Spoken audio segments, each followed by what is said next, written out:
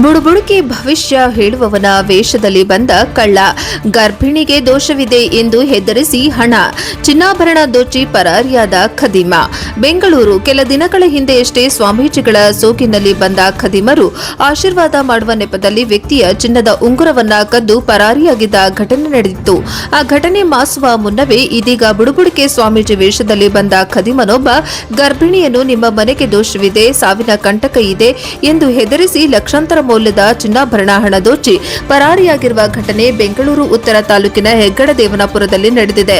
ಮೋಹನ್ ಎಂಬುವವರ ಮನೆಗೆ ಬಂದ ಬುಡುಬುಡಿಕೆ ವೇಷದಲ್ಲಿದ್ದ ವ್ಯಕ್ತಿ ಅವರ ಪತ್ನಿ ಉಷಾ 8 ತಿಂಗಳ ಗರ್ಭಿಣಿಯಾಗಿರುವುದನ್ನು ಗಮನಿಸಿ ಮನೆಗೆ ದೋಷವಿದೆ ಎಂದು ನಂಬಿಸಿದ್ದಾನೆ.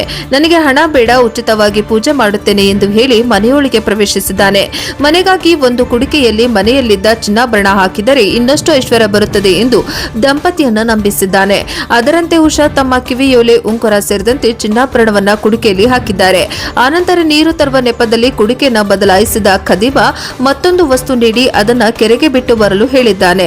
ದಂಪತಿ ಮನೆಗೆ ಮರಳುವಷ್ಟರಲ್ಲಿ ಸುಮಾರು 1.20 ಲಕ್ಷ ಮೌಲ್ಯದ ಚಿನ್ನಾಭರಣಗಳೊಂದಿಗೆ ಆರೋಪಿ ಪರಾರಿಯಾಗಿದ್ದಾನೆ.